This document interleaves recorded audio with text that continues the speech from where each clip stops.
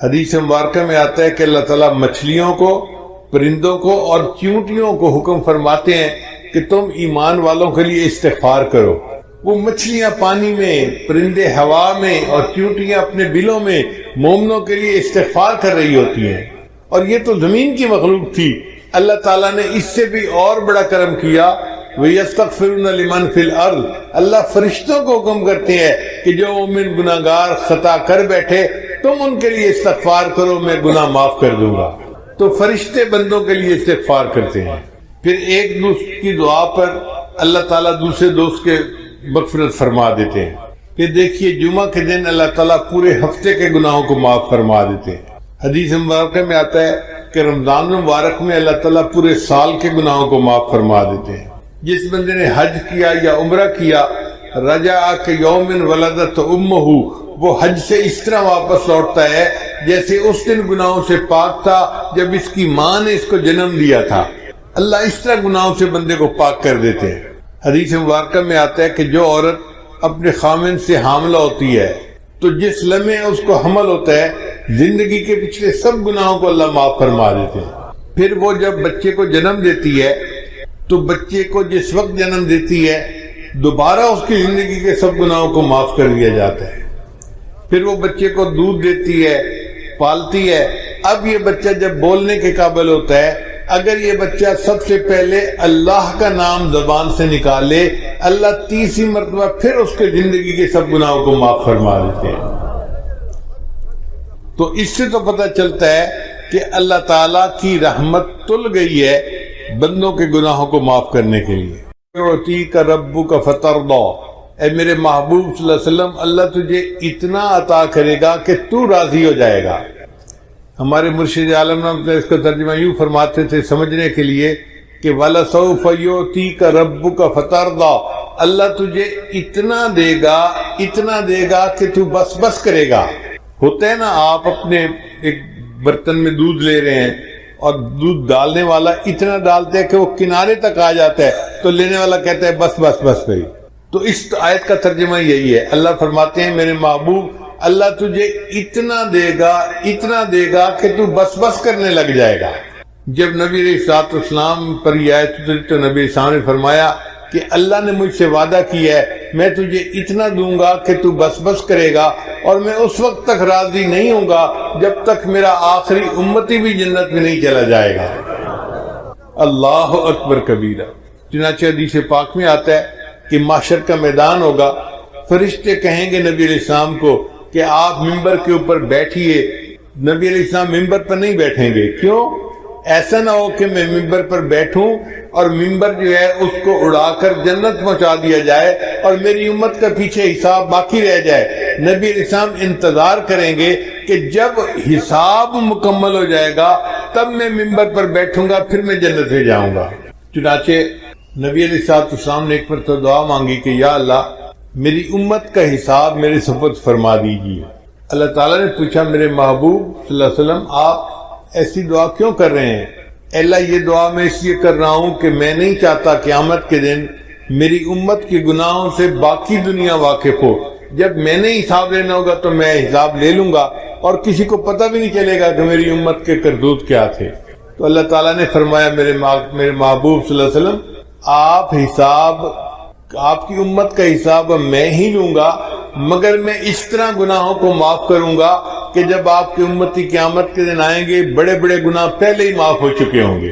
تو دیکھیے سکرات موت سے گناہ معاف ہوتے ہیں، ضغطۂ قبر سے گناہ معاف ہوتے ہیں، قیامت کے دن کی جو وحشت ہوگی اس سے بھی امت کے گناہ معاف ہوں گے، اور امت جب نبی اسلام کے سامنے پیش ہوگی تو ان کے گناہ معاف ہو چکے ہوں گے۔ اور اگر کوئی رہ بھی گیا ہوگا تو حدیث پاک میں آتا ہے اللہ تعالیٰ ایک بندے کو بلائیں گے اور اس کے گرد نور کی چادر تان دیں گے، جیسے کنات لگا دی جاتی ہے نا، تو نور کی کنات لگ جائے گی۔ اب جب نور کی کنات لگ جائے گی تو باقی مخلوق کو کچھ پتہ نہیں چلے گا اندر کیا ہے، مگر اندر اللہ تعالیٰ اس بندے کو اس کے گناہ گنوائیں گے، یہ بھی گناہ کیا، یہ بھی کیا، یہ بھی کیا۔ وہ مانتا رہے گا حتیٰ کہ اس بندے کو یہ گمان ہوگا کہ آج میں جہنم سے نہیں بچ سکتا، میرا ایک ایک گناہ گنوایا گیا۔ جب اللہ سب گناہ گنوا دیں گے پھر فرمائیں گے کہ تو گناہ کرتا تھا مگر معافیاں بھی مانگتا تھا، ہم نے دنیا میں بھی تیری پردہ پوشی فرمائی اور مخلوق سے تیرے گناہوں کو اوجھل رکھا. ہم آج بھی تیرے گناہوں کو پردہ پوشی کرتے ہیں اور ان کو نیکیوں میں تبدیل کر دیتے ہیں. جب چادر ہٹے گی تو دنیا دیکھے گی کہ اس بندے کے نام اعمال میں کوئی گناہ ہی نہیں, تو لوگ کہیں گے شاید یہ انبیاء میں سے کوئی نبی ہے جس نے معصوم زندگی گزاری اور اس کے نام اعمال میں کوئی گناہ ہی نہیں, حالانکہ وہ نبی اسلام کی امت کا گناہگار امتی ہوگا. اور ایک حدیث پاک میں ہے کہ اللہ تعالیٰ ایک بندے کو بلائیں گے اور اس کے چھوٹے چھوٹے گناہ گنوائیں گے, وہ چپ رہے گا. جب چھوٹے چھوٹے گناہ سارے گنوا دیں گے پھر اللہ فرمائیں گے اچھا ہم نے تیرے گناہوں کو نیکیوں میں تبدیل کر دیا.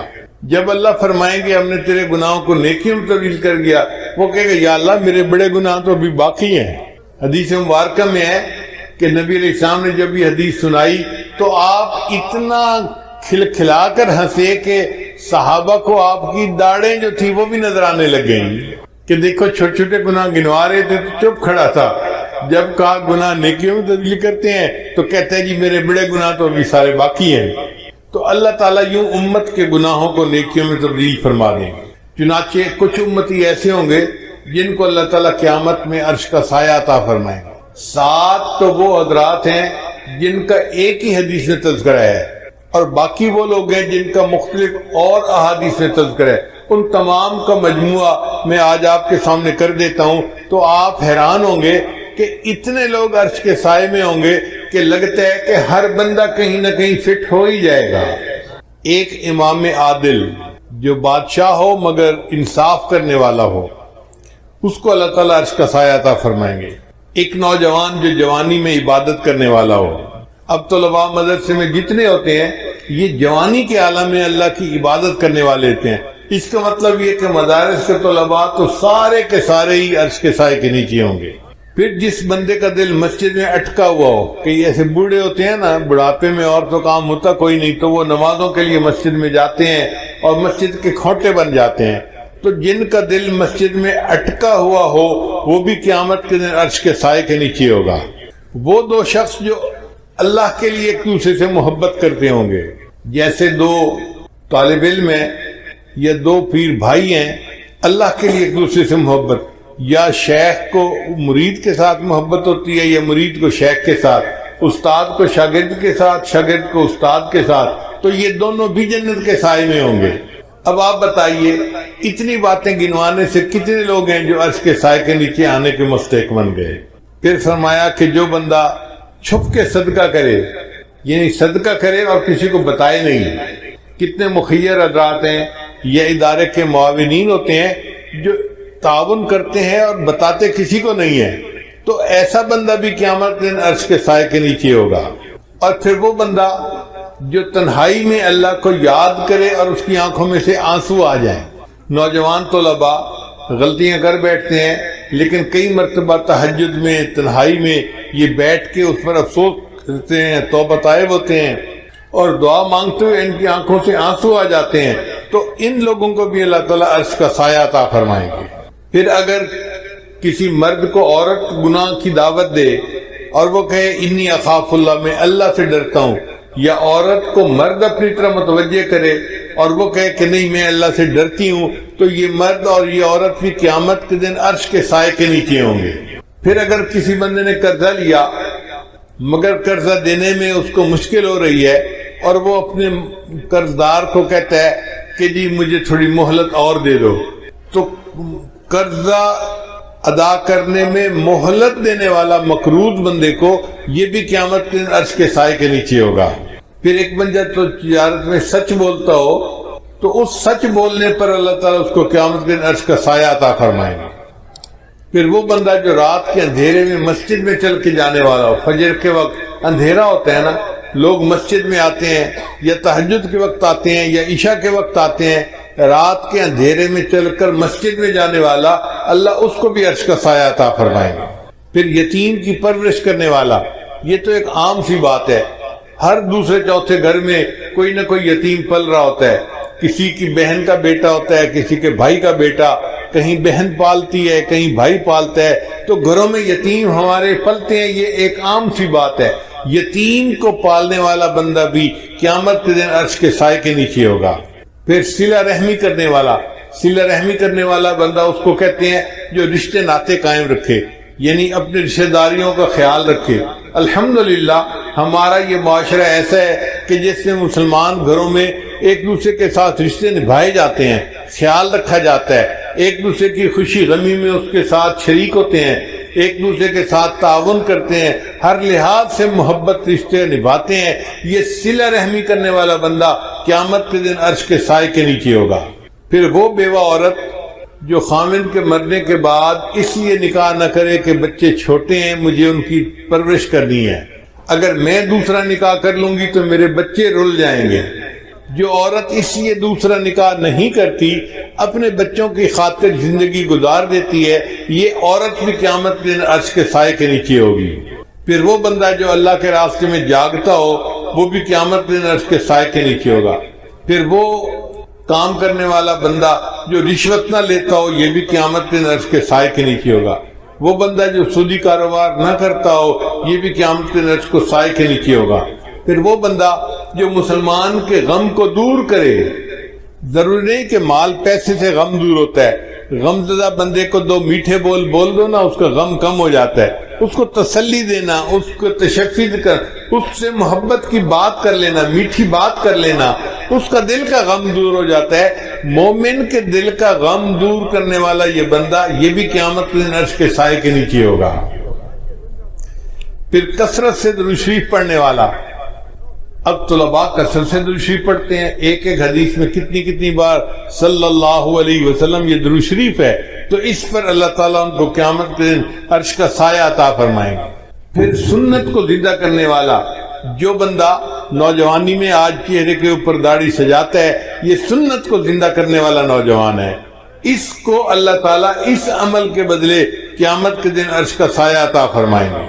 پھر نماز کے وقت کا خیال رکھنے والا جو باجماعت نماز پڑھتے ہیں، صاف ظاہر ہے وہ اپنی گھڑیاں دیکھتے رہتے ہیں، وقت کا خیال کرتے ہیں اور وقت پہ پہنچتے ہیں، ان کو تکبیر اولیٰ میں شامل ہونا ہوتا ہے۔ اللہ اس تکبیر اولیٰ کی پابندی سے اس کو بھی قیامت کے دن عرش کا سایہ عطا فرمائیں گے۔ ایسے لگتا ہے کہ اللہ تعالیٰ نے عرش کا سایہ بنایا ہی امت محمدیہ کے لیے ہے۔ سچی بات تو یہ ہے کہ ہر بندہ کہیں نہ کہیں عرش کے سائے میں آنے والے لوگوں میں فٹ ہو جاتا ہے۔ تو رحمت للعالمین دیکھیے نبی الاسلام کی کہ انہوں نے اللہ سے دعائیں مانگی اور اللہ نے ان کی امت کے لیے ایسے آسانیاں فرما دی۔ نبی علیہ السلام امت کے لیے بہت دعائیں مانگا کرتے تھے۔ حدیث مبارکہ میں آتا ہے کہ نبی علیہ السلام نے ایک مرتبہ دریا کے کنارے نماز ادا فرمائی، سفر سے آ رہے تھے، تو جب آپ نے نماز پڑھی تو آپ نے دیکھا کہ ایک چڑیا آئی اور ریت کے 2-3 ذرات اس نے اپنی چونچ میں لیے اور دریا کے اوپر چل کے چلی گئی۔ پھر دوبارہ آئی، پھر اس نے 2-4 ذرات اپنی چونچ میں لیے، پھر اڑ کے چلی گئی۔ جب 2-4 دفعہ ایسا ہوا تو نبی علیہ السلام متوجہ ہوئے کہ یہ چڑیا کیا کر رہی ہے۔ تو جبریل السلام آئے، انہوں نے آ کے بتایا، اے اللہ کے نبی وسلم، آپ امت کی بخشش کی دعائیں کرتے ہیں، اللہ نے آپ کو ایک منظر دکھا دیا ہے کہ یہ چونچ میں جو ذرے لیتی ہے تو وہ چند ذرے ہوتے ہیں، اور یہ جا کر دریا کے اوپر پھینکتی ہے تو دریا کو پتہ ہی نہیں چلتا کہ ذرے پھینکے گئے یا نہیں پھینکے گئے۔ تو اللہ نے آپ کو دکھایا ہے آپ کی امت کے گناہ وہ ریت کے ذرات کی مانند ہیں، اور اللہ کی رحمت تو اس دریا کی مانند ہے، وہ ساری امت کے گناہوں کو بھی معاف کر دے تو دریا کو پتہ ہی نہیں چلے گا۔ کہتے ہیں کہ ایک مچھر کسی بیل کے سینگ پہ بیٹھ گیا تھا، پھر اس نے اڑتے ہوئے اس سے سوری کی کہ سوری میں آپ کے سینگ کے اوپر بیٹھا رہا، تو بیل نے کہا او میاں مجھے تو پتہ بھی نہیں چلا کہ تو بیٹھا بھی تھا یا نہیں بیٹھا تھا۔ اگر مچھر کے وزن کا بیل کو پتہ نہیں چلتا تو ہمارے گناہوں کا اللہ کی رحمت کے سامنے کوئی حیثیت ہی نہیں ہے۔ اللہ چاہے تو سب کے گناہوں کو معاف فرما دے۔ اور اللہ تعالیٰ نے ایک وعدہ فرمایا ہے، یوم لا یخزی اللہ النبی والذین آمنوا معہ، قیامت دن اللہ تعالیٰ اپنے نبی علیہ السلام کو اور ان کے ساتھ جو ایمان لانے والے ہوں گے ان کو رسوا نہیں کرے گا۔ تو اللہ نے مومنوں سے وعدہ کیا ہے کہ وہ ان کو قیامت دن رسوا نہیں کرے گا۔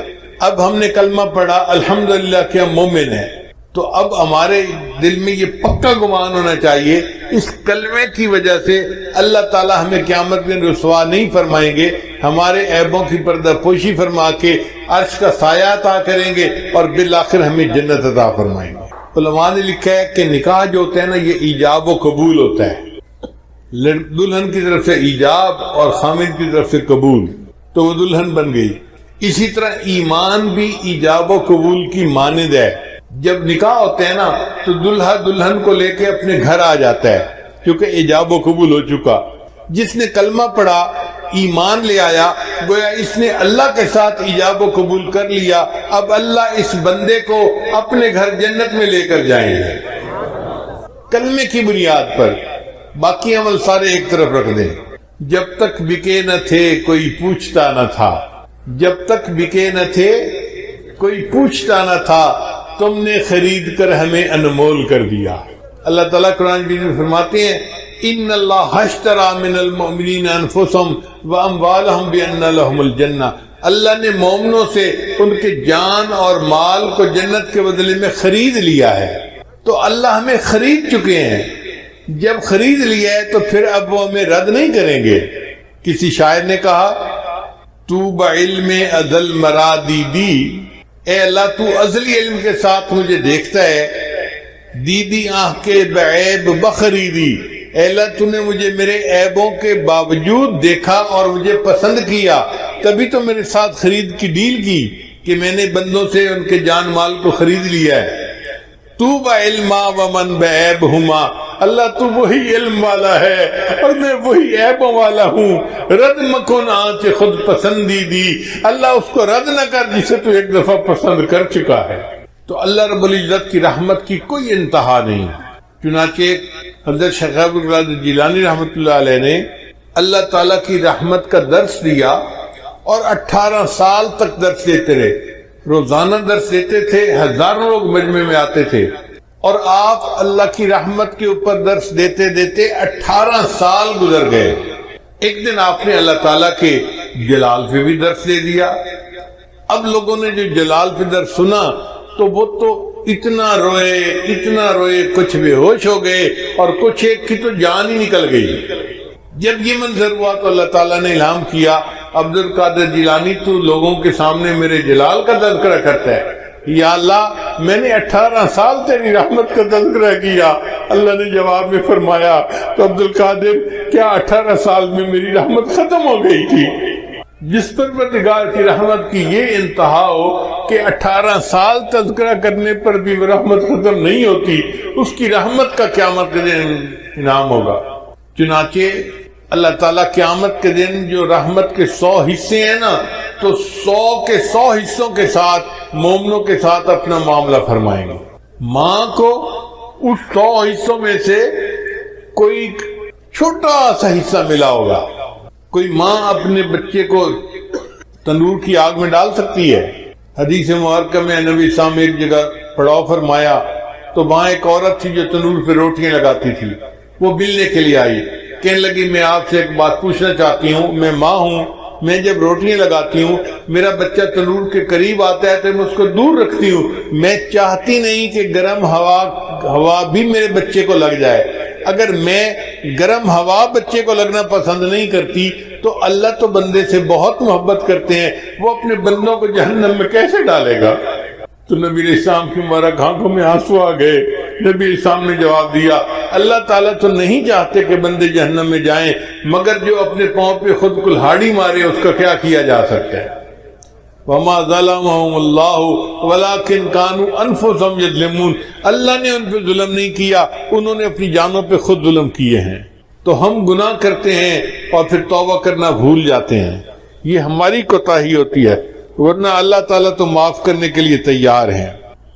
ایک گناہ میرا ماں پیو ویکھے تے دیوݨ دیس نکالا، ایک گناہ میرا ماں پیو ویکھے تے دیوݨ دیس نکالا، تے لکھ گناہ میرا اللہ ویکھے تے او پردے پاون والا۔ اللہ لاکھوں گناہ بندے کے دیکھتے ہیں پھر بندے پہ پردے ڈال دیتے ہیں۔ جے ویکھاں اپنے عملاں وال تے کچھ نہیں میرے پلے، جے ویکھاں اپنے عملاں وال تے کچھ نہیں میرے پلے، یہ ویکھاں تیری رحمت وال تے بلے بلے بلے۔ اس لیے اللہ تعالیٰ سے اس کی رحمت کی ہمیشہ امید رکھیں، استغفار کرتے رہیں، توبہ کرتے رہیں، مگر دل میں یہ حسن ظن رکھیں، ہمیں موت اس حال میں آئے کہ اللہ کے ساتھ ہمیں حسن ظن ہو کہ اللہ ہمیں ضرور معاف کر دے گا اور رحمت کا معاملہ فرمائے گا۔ ہمارے علاقے کا ایک واقعہ ہے، میں سنا دیتا ہوں۔ ایک پیر صاحب آئے، قریب موچی والا ایک گاؤں ہے وہاں پہ، تو پیر صاحب نے سوچا کہ دیہاتی لوگ نماز بھی نہیں پڑھتے اور باقی نیک اعمال بھی اتنے نہیں کرتے، تو ان کو مسجد میں بلائیں اور تقریر کر کے ان کو نصیحت کی جائے۔ چنانچہ انہوں نے اعلان کروا دیا کہ بھئی لوگوں آؤ، آج پیر صاحب تقریر کریں گے اور لوگ ان کی تقریر سنیں گے۔ کوئی 100 کے قریب دیہاتی جمع ہو گئے۔ جب تقریر شروع ہونے لگی تو ایک بوڑھا سا اٹھا، کہنے لگا پیر صاحب میں ان پڑھ جاہل جٹ بتان ہوں، اگر مجھے کوئی بات سمجھ نہ آئے تو کیا میں سوال پوچھ سکتا ہوں؟ ان کو ہاں پوچھ لینا۔ اب پیر صاحب نے بیان شروع کیا۔ پیر صاحب نے بیان کرتے ہوئے موت کا تذکرہ کیا، پھر حشر کا تذکرہ کیا، پھر انہوں نے کہا کہ دیکھو پل صراط ہوگی جو بال سے زیادہ باریک اور تلوار سے زیادہ تیز ہوگی۔ ہم بھی اپنے بچپن میں اپنے والدین سے یہی سنا کرتے تھے کہ پل صراط ہوگی جو بال سے زیادہ باریک اور تلوار سے زیادہ تیز ہوگی۔ تو جب پیر صاحب نے یہ کہا نا تو وہ بوڑھا کھڑا ہو گیا، کہنے لگا پیر صاحب مینوں تو لگتا ہے ایک کوڑ ہے۔ ان کا نہیں کتابوں میں لکھا ہوا ہے، فلاں کتاب میں فلاں کتاب میں۔ تو کہتے ہیں اچھا لکھے ہوئے کتابیں؟ انہوں نے کہا ہاں لکھے ہوئے ہے۔ اکھے پیر صاحب مڑ ان آنکھوں چاہنا کہ اللہ سائیں دی پار تے پاون دی نیت کا ہی نہیں۔ بھئی اگر بال سے زیادہ باریک ہے اور تلوار سے زیادہ تیز ہے تو پھر یوں کہو کہ اللہ تعالیٰ کی پار گزارنے کی نیت ہی نہیں ہے۔ خیر بات آئی گئی ہو گئی۔ پھر پیر صاحب نے تقریر شروع کی کہ بھئی نیکی کرو، گناہوں سے بچو، اگر نہیں نیکی کرو گے، گناہ کرو گے تو پہلے اللہ تمہیں دوزخ میں ڈالے گا اور جب سزا مل جائے گی اس کے بعد پھر تمہیں جنت میں اللہ تعالیٰ ڈالے گا۔ جب انہوں نے یہ بات کی نا تو بوڑھا پھر کھڑا ہو گیا، پیر صاحب مینوں لگتا ہے ایک کوڑ ہے۔ ان کا بھئی وہ کیسے؟ کہنے لگا پیر صاحب گل دسو، میرے گھر جو پڑھا آوے تے میں انہوں 5-7 لتر ماراں، موڑا کھاں بھجیا ککڑ کھا لے اور کھا لئی سی۔ اور پیر صاحب اللہ جنوں بخشنے اس بخش ہی چھوڑنے، اس کوئی نہیں سزا دے ہوئی اس نے۔ تو جیسے اس بوڑھے کو اللہ کی رحمت کے ساتھ اس نے ظن تھا نا کہ اللہ نے جب بخشنا ہے تو بخش ہی دینا ہے، اللہ کی رحمت کا اتنا ظہور ہوگا کہ ہمارے اندازے سے باہر۔ حضرت قاری محمد طیب رحمۃ اللہ لکھتے ہیں کہ اتنا ظہور ہوگا کہ ایک موقع آئے گا شیطان سر اٹھا کر دیکھے گا شاید میری بھی بخشش ہو جائے گی۔ شیطان کو بھی امید لگنے لگے گی کہ شاید میری بھی بخشش ہو جائے، اتنا اللہ کی رحمت کا ظہور ہوگا۔ مفسرین نے لکھا ہے کہ اللہ تعالیٰ بندوں کا حساب تو لیں گے جو ان کے حق ہیں۔ جب سب سے بندوں کے حساب حقوق العباد کا حساب لے لیا جائے گا تو فرشتے کہیں گے اللہ حقوق العباد کا حساب ہو چکا، اب صرف حقوق اللہ باقی ہیں۔ اللہ فرمائیں گے اچھا اگر صرف میرے حق باقی ہیں نا تو میں کریم ہوں، مجھے حساب لیتے ہوئے حیات ہی ہے۔ جس نے کلمہ پڑھا اس کو کہو کہ وہ چلا جائے جنت میں۔ ربما یود الذین کفروا لو کانوا مسلمین، یہ وہ وقت ہوگا جب ہر کافر دل میں یہ تمنا کرے گا کاش میں نے بھی کلمہ پڑھا ہوتا۔ اس وقت ہمیں احساس ہوگا کہ یہ کلمہ کتنی بڑی نعمت ہے جس کے پڑھنے پر اللہ نے ہمارے لیے جنت کے دروازے کھول دیے۔ ایک بزرگ لکھتے ہیں کہ قیامت کے دن اللہ تعالیٰ گناہگاروں میں اپنی رحمت کو تقسیم کریں گے تو فرشتے پوچھیں گے یا اللہ اب کس بندے کو کتنی رحمت دینی ہے؟ تو ہو سکتا ہے اللہ تعالیٰ قانون یہ بتا دے کہ بھئی جس کے گناہ جتنے زیادہ ہیں اس کو رحمت بھی اتنے ہی حساب سے دے دو، تو جو زیادہ گناہگار ہوں گے نا اس کو زیادہ رحمت میں سے حصہ ملے گا۔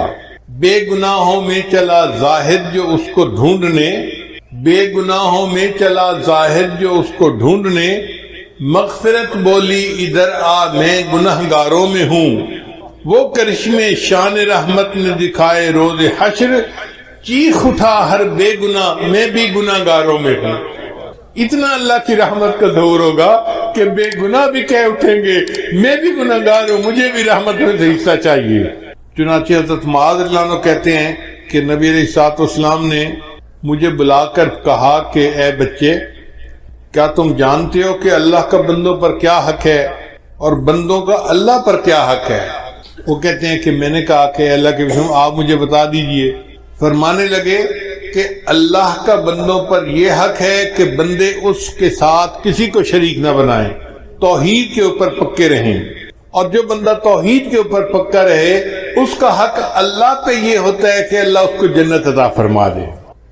ما من احد یشہد اللہ الہ الا اللہ وان محمد رسول اللہ صدقا من قلبہ الا حرمہ اللہ علی النار۔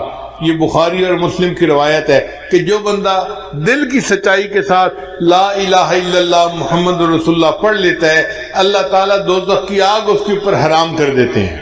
ایک مرتبہ سیدنا ابو ہریرہ عنہ نے دیکھا کہ نبی علیہ السلام گھر پہ نہیں تھے، تو وہ ڈھونڈنے کے لیے نکلے۔ بنی نجار کا ایک باغ تھا، تو اس کے اندر نبی علیہ السلام تشریف فرما تھے، اور اس باغ کا جو پانی تھا نا وہ ایک کھالی کے ذریعے سے باہر نکلتا تھا، وہاں سے دیوار تھوڑا ٹوٹی ہوئی تھی۔ ابو ہریرہ عنہ دروازے کی طرف جاتے اور اندر جاتے تو دیر لگ جاتی، ان کو جلدی تھی، وہ اس نالی سے خالی جس کو کہتے ہیں نا وہاں سے باغ کے اندر داخل ہو گئے اور نبی علیہ السلام کے پاس حاضر ہوئے۔ تو نبی علیہ السلام نے فرمایا کہ ابو ہریرہ من قال لا الہ الا اللہ دخل الجنہ، جس نے لا الہ الا اللہ کہہ دیا وہ جنت میں سیدھا جائے گا۔ تو ابو ہریرہ نے کہا اے اللہ کے بشم میں لوگوں کو بتا دوں؟ فرمایا ہاں بتا دو۔ اے اللہ کے بشم میں ان کو بتاؤں گا، وہ کہیں گے تیرے پاس اس کی دلیل کیا ہے؟ تو نبی علیہ السلام نے اپنے نالین مبارک، اپنے جوتے مبارک دیے کہ یہ میرے جوتے لے جاؤ، یہ دکھا دینا کہ نبی علیہ السلام نے یہ دے کر مجھے بھیجا ہے۔ اب ابو ہریرہ اس باغ سے باہر نکلے، آگے عمر رضی اللہ عنہ سے ملاقات ہو گئی۔ تو ابو ہریرہ نے بتایا کہ نبی علیہ السلام نے فرمایا جس نے کہا لا الہ الا اللہ دخل الجنہ، جو لا الہ الا اللہ پڑھ لے گا اللہ اس کو جنت میں داخل کریں گے۔ تو عمر رضی اللہ عنہ پہ انتظام غالب تھا، انہوں نے ان کو جو دھکا دیا تو ابو ہریرہ تو پیچھے جا کے گرے، کہنے لگے اچھا میں جا کے نبی علیہ السلام کو شکایت لگاتا ہوں۔ ادھر ابو ہریرہ پہنچے اور ادھر عمر رضی اللہ عنہ بھی پہنچ گئے۔ ابو ہریرہ نے بتایا کہ اللہ کے وسلم میں نے ان کو بتایا تھا تو انہوں نے مجھے دھکا دیا اور میں گر گیا۔ تو نبی علیہ السلام نے پوچھا عمر تو نے ایسا کیوں کیا؟ تو عمر رضی اللہ عنہ نے جواب دیا اخشا ان یتکل الناس علیہا، اے اللہ کے وسلم مجھے ڈر ہوا کہ اگر اس طرح کھول کے بتا دیں گے کہ لا الہ الا اللہ کہنے پر جنت مل جائے گی تو پھر لوگ عمل کرنے سے پیچھے رہ جائیں گے، سستی کریں گے، اس لیے میں نے کہا تھا کہ فخلہم یعملون، تو اس بات کو نہ کر، لوگوں کو عمل کرنے دے۔ تو واقعی بات ایسی ہے، نبی علیہ السلام نے یہ بات سن کے سکوت فرما لیا۔ ایک واقعہ میں نے کتابوں میں پڑھا تھا حضرت شبلی رحمۃ اللہ علیہ کا، لیکن میں اس کو نقل کرنے سے ڈرتا تھا۔ ایک مرتبہ رائے وینڈ کے سالانہ اجتماع میں حضرت مولانا محمد مسلم، مولانا محمد اسلم ملتانی، انہوں نے یہ واقعہ سنایا رائے وینڈ کے سالانہ اجتماع میں۔ اس کے بعد یہ واقعہ میں نقل کر دیتا ہوں۔ کتاب میں لکھا ہوا تھا کہ اللہ تعالیٰ کے اپنے اولیاء کے ساتھ بہت معاملات ہوتے ہیں، اللہ تعالیٰ ان سے کبھی کبھی دل لگی بھی فرماتے ہیں۔ تو ایک مرتبہ اللہ تعالیٰ نے شبلی پر الہام فرمایا، شبلی کیا تو چاہتا ہے کہ میں تیرے عیب لوگوں پر واضح کر دوں، تجھے دنیا میں کوئی منہ لگانے والا نہ رہے؟ شبلی کیا تو چاہتا ہے کہ میں تیرے عیب لوگوں کے اوپر ظاہر کر دوں تو تجھے دنیا میں کوئی منہ لگانے والا نہ رہے؟ وہ بھی آگے ناز کے انداز میں تھے، کہنے لگے اللہ کیا تو چاہتا ہے کہ میں تیری رحمت کھول کر لوگوں کو بتا دوں تجھے دنیا میں کوئی سجدہ کرنے والا نہ رہے؟ جب یہ الہام ہوا، جب یہ بات کی تو فوراً الہام ہوا شبلی نہ تو میری بات کہنا نہ میں تیری بات کہتا ہوں۔ تو واقعی اگر اللہ تعالیٰ کی رحمت کا ہمیں صحیح پتہ چل جائے تو ہم تو سستی میں پڑ جائیں کہ اللہ نے معاف تو کر ہی دینا ہے۔ اس لیے جو لگا ہوا ہے وہ لگا رہے اور معافی مانگتا رہے، کیونکہ گناہ کر کے معافی نہ مانگنا، اس کا بڑا نقصان یہ ہے کہ موت کے وقت ایمان سلب کر لیا جاتا ہے۔ تو گناہ کرنے کے بعد پھر اس پر رونا دھونا یہ ہماری ذمہ داری ہے۔ اگر ہم روتے رہیں گے، دھوتے رہیں گے اور ایمان کے اوپر موت آ گئی تو آپ سمجھیں کہ انشاءاللہ اللہ تعالیٰ اس کلمے کی برکت سے ہمیں بالآخر جنت عطا فرمائے گا۔ ایک اور حدیث مبارکہ سن لیجئے. حضرت ابو ذر غفاری عنہ حاضر خدمت ہوئے نبی اسلام کی. نبی اسلام آرام فرما کر اٹھے تھے تو نبی اسلام نے انہیں بتایا کہ جبریل اسلام میرے پاس خوشخبری لائے کہ جو شخص لا الہ الا اللہ محمد رسول اللہ کہے پھر اسی عقیدے پر اس کی موت آئے وہ جنت میں داخل ہوگا. جب نبی اسلام نے یہ بتایا تو ابو ذر غفاری عنہ نے آگے سے سوال کیا، اے اللہ کے حبیب صلی اللہ علیہ وسلم، وَإِن سَرِقَ وَإِن زَنَا وَسَرِقَ، کیا اگر اس نے چوری کی اور زنا کیا پھر بھی جنت میں جائے گا؟ نبی اسلام نے فرمایا ہاں پھر بھی جنت میں جائے گا. انہوں نے پھر دوسری دفعہ پوچھا، نبی اسلام نے پھر یہی جواب دیا. انہوں نے تیسری دفعہ پوچھا، نبی اسلام نے پھر جواب دیا. پھر انہوں نے چوتھی مرتبہ پوچھا، نبی اسلام نے فرمایا ہاں پھر جنت میں جائے گا اگرچہ ابو ذر کی ناک خاک آلود ہو. یعنی جس نے کلمہ پڑھا اگر وہ چوری اور زنا جیسا جرم بھی کر بیٹھا اور وہ اللہ سے معافیاں مانگتے استغفار کرتا ہے تو وہ جنت میں جائے گا اگرچہ ابو ذر کی ناک خاک آلود ہو. اس کا مطلب یہ کہ یہ کلمہ ایسی نعمت ہے کہ اگر ہم اللہ کے ساتھ حسن ظن رکھیں گے، اللہ کی رحمت کی امید دل میں رکھیں گے اور اللہ سے مانگتے رہیں گے تو کلمے کی برکت سے اللہ ہمیں جنت عطا فرمائے گا. اس لیے کہتے ہیں اللہ جتنی تیری بڑی ذات اتنی بڑی میری آس. اللہ، یہ فکرہ ذرا ذہن میں ایک دفعہ کہہ دیجئے، اللہ جتنی بڑی تیری ذات اتنی بڑی میری آس. اللہ جتنی بڑی تیری ذات اتنی بڑی میری آس. تیری ذات جتنی بڑی ہے میری تیرے ساتھ آس بھی اتنی بڑی ہے. اللہم مغفرتک اوسع من ذنوبی ورحمتک ارجا عندی من عملی. ہمیں عملوں پہ بھروسہ نہیں ہے، تیری رحمت پہ بھروسہ ہے. تو اگر چاہے گا تو ہماری کشتی کو کنارے لگا دے گا. اب میں اپنی بات کو مکمل کرتا ہوں دو بزرگوں کی عبارت سنا کے. توجہ کے ساتھ سنیے گا. تقویت الایمان کتاب ہے، اس میں حضرت شاہ اسماعیل شہید رحمۃ اللہ فرماتے ہیں کہ دنیا میں بڑے بڑے گنہگار گزرے ہیں. یہ ان کی کتاب کی عبارت ہے. طلباء توجہ کے ساتھ سنیں. دنیا میں بڑے بڑے گنہگار گزرے ہیں جیسے فرعون، حامان، نمرود اور شیطان. جیسے فرعون، حامان، نمرود اور شیطان. اگر کوئی شخص ساری دنیا کے گناہوں کا ارتکاب کر لے مگر توحید کے اوپر قائم رہے کہ اللہ کے ساتھ کسی کو شریک نہیں بناتا تو اس کے سارے گناہ معاف کر دیے جائیں گے. یعنی بندہ توحید کے اوپر پکا رہے، ساری دنیا کے گناہ بھی اگر کر لے اللہ اس توحید کی برکت سے اس کے سارے گناہوں کو معاف فرما دیں گے. اور دوسرے بزرگ ہیں حضرت مجد لسانی رحمت اللہ علیہ، وہ اپنے مکتوب میں فرماتے ہیں اور عجیب لکھتے ہیں. فرماتے ہیں اس فقیر کو محسوس ہوا ہے کہ اگر سارے عالم کو صرف ایک مرتبہ کلمہ پڑھنے پر بخش دے تو اس کی بھی گنجائش موجود ہے. یعنی ساری مخلوق کے تمام گناہوں کو اللہ ایک مرتبہ کلمہ پڑھنے پر معاف کر دے تو اس کی بھی گنجائش موجود ہے. اب آپ بتائیے یہ کلمہ پڑھنا کتنی بڑی نعمت ہے کہ ایک مرتبہ کلمہ پڑھنے پر اللہ ساری مخلوق کے سارے گناہوں کو معاف کر دے تو اس کی بھی گنجائش موجود ہے. اگر یہ کلمہ اتنا اعلیٰ ہے تو بھی ہمیں بھی چاہیے کہ ہم دن میں رات میں آتے جاتے چلتے پھرتے لا الہ الا اللہ لا الہ الا اللہ لا الہ الا اللہ اس کا ذکر کرتے رہیں تاکہ اللہ تعالی ہمارے بھی گناہوں کو معاف فرما دے. ایمان والو، تم سب کے سب اللہ کے سامنے توبہ کرو تاکہ تم فلاح پا جاؤ. چنانچہ ابن تیمیہ رحمت اللہ علیہ نے الایمان الاوسط ایک کتاب ہے، اس میں 10 اسباب بتائے ہیں جن سے انسان کے گناہ معاف ہوتے ہیں. یہ 10 اسباب ہمیں زبانی یاد ہونے چاہیے تاکہ ہم ان کے ذریعے سے اپنے گناہوں کی بخشش کا بندوبست کر لیں. سب سے پہلا سبب استغفار. استغفار کہتے ہیں کہ اپنے گزرے ہوئے گناہوں پر نادم ہونا. شریعت نے کہا الندم توبۃ، ندامت یہ توبہ ہے.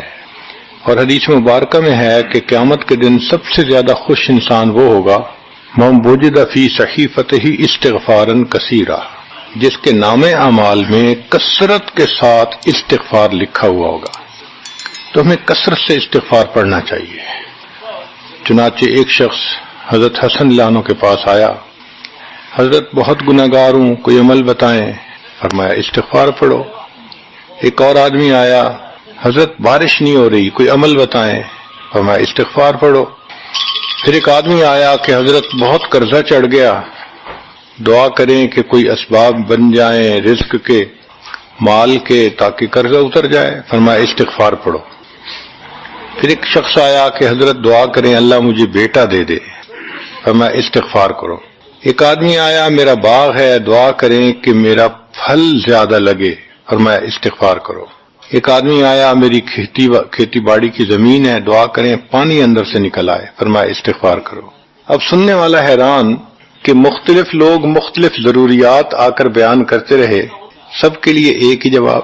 تو اس نے پوچھا کہ حضرت کیا مسئلہ؟ تو فرمایا کہ دیکھو یہ جواب میں نے اپنی طرف سے نہیں دیا، قرآن مجید سے دیا ہے۔ اللہ تعالیٰ ارشاد فرماتے ہیں قرآن مجید میں فَقُلْتُ اسْتَغْفِرُوا رَبَّكُمْ إِنَّهُ كَانَ غَفَّارًا۔ تو سب سے پہلے استغفار کرنے سے گناہوں کی بخشش ہوتی ہے۔ یرسل السماء علیکم مدرارا، تمہارے اوپر اللہ بارشیں برسائے گا۔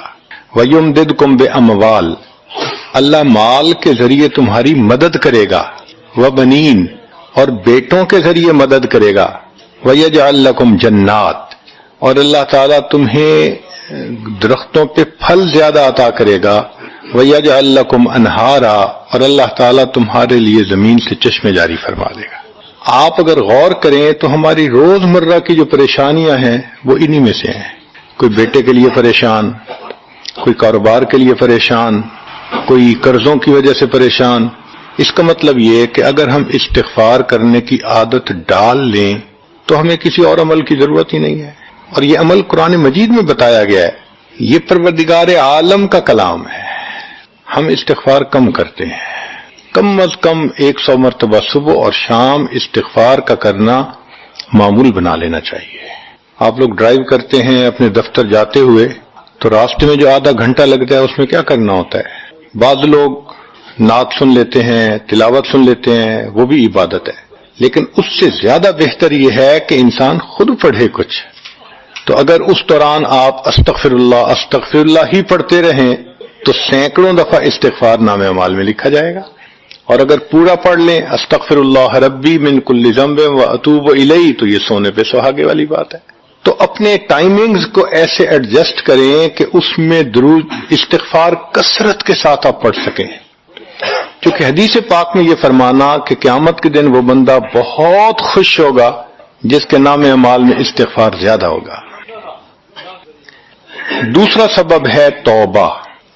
توبہ اور استغفار بہت قریب ہیں، ان میں لائن آف ڈیمارکیشن ڈالنا تھوڑا ڈیفیکلٹ ہے، مگر علماء نے لکھا ہے کہ استغفار پچھلے گناہوں پہ ریپینٹنس کو کہتے ہیں، اور توبہ آئندہ گناہوں کو کمٹ نہ کرنا، اس کی کمٹمنٹ کرنا، عزم کرنا، اس کو کہتے ہیں۔ توبہ عزم جازم، ایک عہد کرنا کہ میں نے آج کے بعد گناہ نہیں کرنا، یہ توبہ کہلاتا ہے۔ تو گویا توبہ کا تعلق آئندہ گناہ نہ کرنا، استغفار کا تعلق پاسٹ کے ساتھ ہے کہ میں نے جو کیا برا کیا، اللہ بس میری غلطی کو پلیز معاف کر دیں، اس کو استغفار کہتے ہیں۔ اور یہ استغفار کا حکم اللہ رب العزت نے اپنے حبیب صلی اللہ علیہ وسلم کو دیا، فسبح بحمد ربک واستغفرہ، حکم ہے، صیغہ ہے امر کا۔ اللہ کے محبوب صلی اللہ علیہ وسلم کو اگر یہ حکم ہے تو سوچئے پھر ہمیں استغفار کرنے کی کتنی ضرورت ہے۔ توبہ ہر بندے پہ کرنی ضروری، چنانچہ کافر ہے تو وہ کفر سے توبہ کر کے مسلمان بن جائے، مومن ہے گناہوں سے توبہ کر کے نیک بن جائے۔ جو نیک ہے وہ جو اپنے اعمال کے اندر غفلت ہوتی ہے، نماز کی غفلت، ذکر میں غفلت، تلاوت میں غفلت، اس غفلت سے توبہ کرے، اور جو کہے کہ جی میں تو اس سے بھی توبہ کرتا ہوں، تو بھائی ہم جو اعمال کرتے ہیں یہ اس کوالٹی کے تو نہیں کہ اللہ تعالیٰ کے ہاں قبولیت پا سکیں۔ اب پھر استغفار کرنا کہ اللہ اس کو قبول کر لیجئے، کیونکہ اللہ کے محبوب صلی اللہ علیہ وسلم نے فرمایا ما عبدنا کا حق کا عبادتک، اے اللہ ہم نے عبادت نہیں کی جیسے عبادت کرنے کا حق تھا۔ اگر سید الاولین والآخرین صلی اللہ علیہ وسلم یہ فرماتے ہیں، ہم کس کھیت کی گاجر مولی ہیں، ہماری عبادتیں کیا عبادتیں ہیں؟ تو استغفار کرنا، توبہ کرنا ہم میں سے ہر بندے پر لازم ہے۔ تیسری چیز جس سے کہ گناہ معاف ہوتے ہیں، الحسنات الماحیہ، نیکیاں۔ جو انسان نیک اعمال کرتا ہے تو گناہ دھل جاتے ہیں۔ نیک اعمال کی مثال صابن کی ہے، گناہوں کی مثال میل کی سی ہے۔ صابن جتنا زیادہ لگتا ہے اتنا میل دھل جاتی ہے۔ ان الحسنات یذہبن السیئات، یہاں شیطان دھوکہ دیتا ہے۔ مثلا اگر کوئی بچہ تعلیم پا رہا ہے مگر کوئی گناہ بھی کرتا ہے، تیرے علم کا کیا فائدہ، گناہ تو چھوڑتا نہیں۔ بھائی اگر گناہ کرتے ہیں تو علم تو الٹا ان گناہوں کو دھوئے گا، وہ علم ہی چھڑوا دیتا ہے تاکہ دھونے کا مسئلہ ہی نہ رہے۔ اب عورت سوچے گی میں پردہ تو کرتی نہیں، نمازوں کا کیا فائدہ؟ یہ دھوکہ ہے شیطان کا۔ بھئی آپ نمازیں پڑھتی رہو، اس نمازوں کی برکت سے اللہ پھر پردے کی بھی توفیق دے دیں گے۔ تو نیکی نہیں چھوڑنی چاہیے کبھی بھی، یہ سوچ کے جی میں اچھا تو ہوں نہیں، کیا فائدہ؟ فائدہ ہے۔ جب اللہ فرما رہے ہیں کہ نیکیاں گناہوں کو دھو دیتی ہیں، بھئی گناہ تو ہم چھوڑتے نہیں اور نیکی آرام سے چھوڑ دیتے ہیں، یہ کہاں کی لاجک ہے؟ تو اس لیے نیکی بھاگ بھاگ کے کرنی چاہیے۔ اگر گناہ ہیں تو نیکی اور زیادہ کریں تاکہ نیکی کی برکت سے گناہوں کی ظلمت ختم ہو جائے اور دھل جائے۔ حدیث پاک میں ہے بندہ گناہ کرتا ہے لکھ دیا جاتا ہے، دوسرا گناہ، تیسرا، 5 گناہ کرتا ہے، پھر اس کے بعد وہ ایک نیکی کرتا ہے تو نیکی والا فرشتہ کہتا ہے کہ دیکھو اللہ کے ہاں دستور ہے من جاء بالحسنۃ فلہ عشر امثالھا، اس کو 10 نیکیاں ملنی تھیں، تم نے 5 گناہ لکھے ہیں نا، اچھا تم 5 گناہ مٹا دو، میں نامہ اعمال میں 10 نیکیوں کی بجائے صرف 5 نیکیاں بیلنس وہ ڈال دیتا ہوں۔ چنانچہ 5 گناہ مٹا دیے جاتے ہیں، 5 نیکیاں نامہ اعمال میں لکھ دی جاتی ہے۔ اس لیے خوب نیکی کرنی چاہیے تاکہ اللہ تعالیٰ گناہوں کی ظلمت سے ہمیں محفوظ فرما دے۔ چوتھی چیز جس سے کہ گناہ معاف ہوتے ہیں، دعاء المؤمنین للمؤمن، جو ایمان والے ایک دوسرے کے لیے دعائیں کرتے ہیں اس سے بھی گناہ معاف ہوتے ہیں۔ چنانچہ عمر لانو جا رہے تھے عمرے کے لیے، نبی علیہ السلام نے فرمایا اے بھائی ہمیں اپنی دعاؤں میں نہ بھولنا، تو نبی علیہ السلام نے امت کو تعلیم دی کہ ایک دوسرے کو دعاؤں کے لیے کہنا چاہیے۔ یہ بہت اچھی عادت ہے کہ جب کسی سے ملیں جی ہمیں اپنی دعاؤں میں یاد رکھیں، والدین کو کہنا، بڑوں کو کہنا، دوستوں کو کہنا، کیا معلوم کس کی مانگی ہوئی دعا کام آ جائے۔ اس دعا کا فائدہ ہوتا ہے نا، تبھی تو قرآن مجید میں دعا سکھائی گئی، ربنا اغفر لنا ولاخواننا الذین سبقونا بالایمان، اے اللہ جو ہم سے پہلے ایمان والے چلے گئے ان کی بھی مغفرت فرما دے۔ تو فائدہ ہوتا ہے تو قرآن نے دعا سکھائی ہے نا۔ تو ایمان والوں کی دعاؤں سے دوسرے ایمان والوں کو فائدہ ہوتا ہے۔ حدیث پاک میں ہے دوست کی دعا دوست کے پیٹھ پیچھے رد نہیں کی جاتی، کیوں؟ اس میں خلوص ہوتا ہے۔ تو اس لیے حدیث پاک میں ہے، مسلم شریف کی روایت ہے کہ اگر کوئی آدمی فوت ہو جائے اور 40 آدمی جنازہ پڑھ لیں جو ایمان والے ہوں، توحید والے ہوں، فرمایا ما من رجل مسلم یموت فیقوم علی جنازتہ 40 رجلا لا یشرکون باللہ شیئا الا شفعهم اللہ فی، اللہ 40 بندوں کی نماز جنازہ کو قبول کر کے میت کی مغفرت فرما دیتے ہیں۔